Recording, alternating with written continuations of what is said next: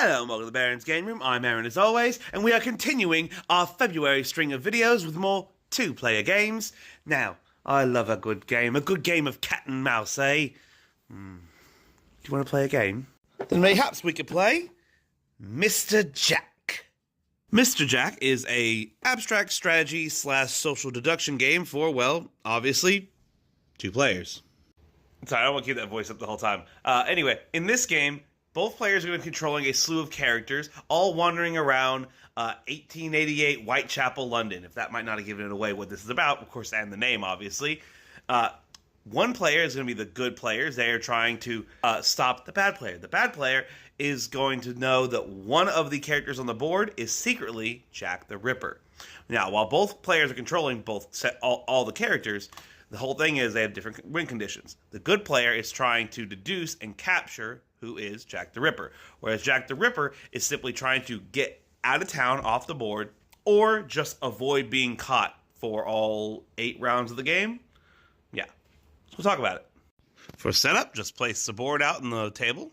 Then you'll need to take your lamppost, sewer blockade, police cordon tiles, and all of your character tokens. Set them all up just like this. Now, maybe I'm crazy, but I could swear that I'd heard somewhere or maybe saw, like, in the expansion rulebook, which I don't own, a friend of mine does, that you can do, like, variable setup if you wanted to. But, yeah, this is how it shows you to set it up in the main rulebook. Now, before we can get started, we also need to place this round counter at 1 here. Then we need to shuffle up these little sort of decks of these thick cardboard cards here. These red back ones are the alibi cards. Give them a shuffle.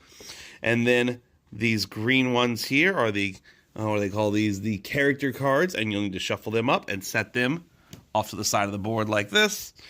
And then, lastly, you'll need to take this card here and put it this side up. This means that Jack the Ripper is visible. Whether he is or isn't is not important in the first round, but this is how the game starts, with this card being visible side up. Lastly, you'll need to decide which player is going to be playing the detective, which player is going to be playing Jack the Ripper, and then whoever character is controlling Mr. Jack needs to take the top card of this and secretly look at it. Now, Jack the Ripper knows that this character is the actual character that Jack the Ripper is impersonating. So, the blue one there is actually Jack the Ripper. Again, keep that card secret. Never let your opponent see it, okay? You can place the rest of this deck just somewhere near the board. Finally, at the start of each round, take the top 4 cards of this and place them out here, face up like this. These are the 4 characters that you will get to move this round. Before we begin, let's go ahead and reiterate real quick how you win the game. The detective player, the good player, has one and only one way to win the game. For the detective player to win the game, they must correctly move one of the pieces on the board, whatever one they're controlling this turn, onto the same little hex space as whichever character is Jack the Ripper.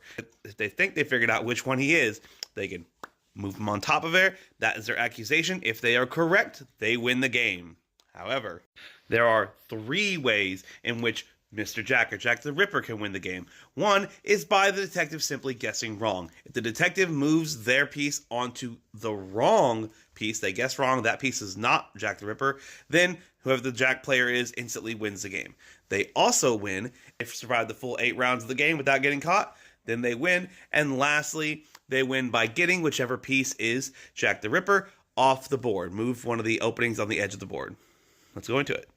Before we go into moving characters and maybe special abilities, let's look up here. You will see that there's an alternating color scheme of gold and silver on these little cards here. Gold, silver, silver, gold, then silver, gold, gold, silver. And it kind of repeats that going down the board. What that means is the gold is the detective player and the silver is the Jack the Ripper player. So, the way this game actually works is the detective player is going to get to act as one of these characters and then remove them from the board. And then Jack the Ripper's character or player will get to act as 2 of these characters and remove them before the detective character gets to use the last one. And again, This is how that works going down, so we'll kind of just switch back and forth between how you get to do them. Yes, that's right. It is not a simple back and forth. It is actually more of, I think, what you would call a snake draft, but with only 2 players. So, me, you, me. Me, you, me. There we go. When it is your turn, you will get to select one of the available characters to act as for this turn. Let's look at the character cards. You'll see, obviously, the outer edge matches the color of their tile and, of course, their picture and all that. And you will see at the bottom here, if it will focus, these 2 little abilities right here. This right here always just shows you how many spaces they can move. So if I want to act as Sir William Gull, I can move him 1 to 3 spaces. 1, 2, 3. There we go. I don't have to move full 3. I could move less and just move him 2 if I wanted. 1 to 3 for him. As for the second ability, those are unique to each and every character. We'll go over those. But also, these little arrows in between have their own little meaning, such as the ability must be used before or after a movement, ability must be used at the end of the movement, may be used instead of, like his, it is an instead of situation, or abilities that may be used during movement. Going through the book, Sherlock Holmes' ability is he lets you look at one of the alibi cards. So, whoever acts as Sherlock Holmes gets to, at the end of their turn, take one of these cards and look at it. If you are the detective using this ability, then you can use this to figure out who is Jack the Ripper. So, if the detective picks this one up, they know that Sherlock Holmes could not be Jack the Ripper in disguise. They can flip it over to that side, meaning they know he's no longer a suspect. If you are the Jack the Ripper character of the player and you use that ability, then you're simply taking one of these, so now the good player has one less alibi they could look at. So now you know that the actual bad guy is, we established it was the blue one, but the good player will now have no way of determining it's not this guy, except through some other means, which we'll get to later. When using the Inspector, the blue player here, your special ability is that you can move these police cordons here. So when you move him, you could take one of these and move it to one of the other 4 corners blocking the edge of the board. So if I want to move it from here to over there, let's say.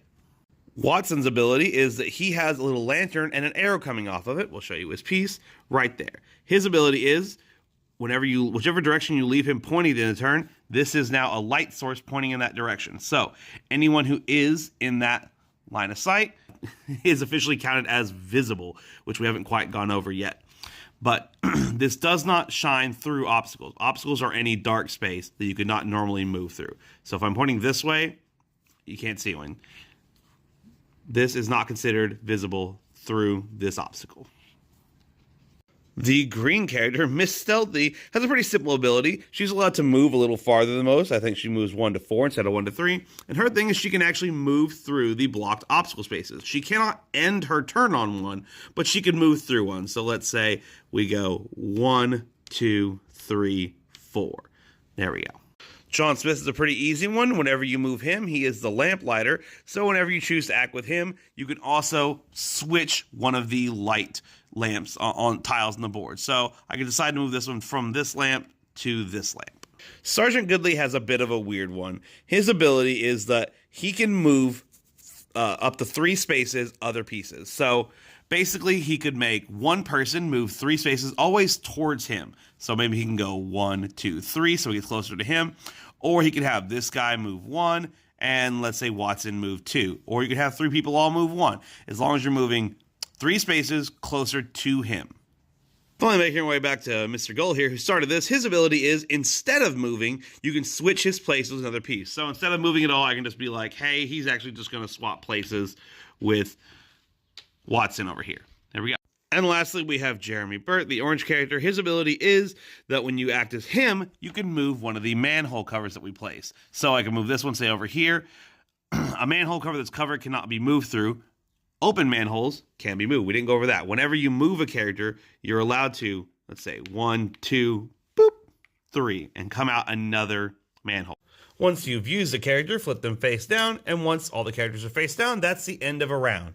Now, I have to call out the makers here because they really messed this part up, because it would be more clear to actually have this symbol up here and these little lamp symbols at the bottom, because after that, what you first do is you ask the Jack player whether or not Jack is visible or invisible. That's where this card comes into play. A character is considered visible if they are directly adjacent to another character, or if they are directly adjacent to a lit lamppost. Being adjacent to unlit lampposts is not as visible. You have to be in the light. Lastly, you are considered visible if you are being illuminated by Watson's ability. So even if this guy wasn't here, Miss Stealthy is visible because of Watson. But Watson himself is not visible. He is invisible. So for the current setup of the board, the Jack the Ripper character would have to say that Jack the Ripper is currently visible because we know the blue character here is actually Jack the Ripper. So he is visible. We would put this side up here. That means the good player now knows any character that is currently invisible is not Jack the Ripper. So the good player can go ahead and flip over Watson and Mr. Goodley and Jeremy Burt here because all those characters are invisible. They are not adjacent to any other characters or a light source. But the other 5 characters all are, so they know that Jack the Ripper is one of these 5 characters. Now, there's one little detail I haven't got into yet. I said one of the ways that Jack the Ripper's character could win is by moving them off the board, but there is a little bit of a stipulation to that. You can only move them off the board to win if Jack the Ripper is invisible. So, since at the end of this round, Jack the Ripper's character was visible, this is the side they turned up, that means during the next round, Jack the Ripper cannot be moved off the board. He has to stay on the board. You have to end the turn with him being invisible. If you end the turn with him being invisible, then you'd be allowed on the next turn to move him through one of the open exits at the edge of the board. So it's really a balancing act of trying to keep Jack within whatever the largest group is so they don't easily deduce which character he is, because you wouldn't want him to be the only person invisible and then the other player immediately know who he is, especially if you don't have a good quick way out. But also, you know, if maybe you have to keep him invisible sometimes so he's not caught, but you need him to be invisible to get out. But again, otherwise, if you just survive the 8 rounds, you win that way too. But that can be harder than you think. Because you have to remember that both players control every character in the game. So the good player might just get the chance to move your character if they figure out who Jack is before you get a chance to even try to move them away. So they might draw them right in closer to everyone else. So it becomes a tug-of-war game of them maybe pulling your character in and you trying to push the other characters away. Or maybe you've got them tricked and that's not even the right guy and you actually, you know, try to sneakily move the actual character away when they're dragging that person in. It really is a nice back and forth tug of war of figuring out, and even once you have figured it out, it's not like it's immediately over. Last couple of things to go over are, again, I talked about these light situations. How this goes, at the end of the rounds where you see this symbol, you will remove one of the lights from the board. So at the end of round 1, after saying whether or not Jack the Ripper is visible or invisible, you will remove lamp 1 from the board. There's now 1 less lamp on the board, so there's more shadow, meaning it is easier for him to end up being invisible. You will then move this over to the next round and take the remaining 4 characters that weren't just used and place them out. Again, same thing at the end of this one. You'll remove more and more lights. Now, if at the end of the round, there's no more cards, so we used these 4 in the first one, then we use these 4 in the next one, you will then take all of them, shuffle them up, and set them off to the side again. So it's not always the same 4 over and over again. You'll do 4, the other 4, and then mix them up. So it kind of changes every 2 rounds. And that really should be everything I think you need to know to play the game. Maybe even more that you need to know to play the game. There is an expansion for this game, maybe even a couple, I could be wrong, that adds more characters with different abilities and all that, but the core gameplay always stays the same. One player knows which character is Jack the Ripper and the other one doesn't, and the player that knows is trying to keep them safe and the other one's trying to capture them. Always the same. I originally got showed this game by a friend when we were at BGG Con a few years back. Really loved it. I'm a big fan of abstract stuff in general, and I also like, role deduction stuff. So I think it's a really great game. I think playing the detective is probably a little bit easier. I don't know. I do feel like if you don't have a good Jack the Ripper, it is pretty easy for the detective to win. Because again, both players control this stuff, and it can be hard to, sneakily get your character to the edge of the board without being noticed or move the stuff around quite right. I do think there's a lot of skill in this game. It's not necessarily an easy game. it says like 9 and up, and that's not wrong. You can definitely play this game as a kid and all that, but it is fairly, I think, complicated to be good at, I feel. I already called them out on that really bad graphic design. I don't know why in the world they would put that lamp above the thing. I think they're just trying to be consistent of it being at the bottom all the way across, but that just made it look like you turn out the light before checking whether he's visible or not, which is stupid. You don't. It's very clear you don't do that, because otherwise there'd be no point of having that number one lamp if it's gone before you do it. So you do it afterward. It just looks like you don't because of the bad way they, graphic design on the board. But that aside, the components are great. The chunky little circle discs, they're nice. The pictures look good. As for the tiles used for like cards a lot, at first I felt like I really preferred they were cards instead of those, fat chunky cardboard tiles, because that can be hard to shuffle. But then again, shuffling 8 cards isn't particularly easy either. So they're certainly more durable and probably usable as these chunky cardboard cards instead of actual like thin cards. So I get it. Good stuff. Will the detective deduce and capture Jack the Ripper?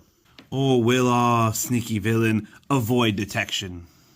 The game is afoot, and Mr. Jack is Baron approved.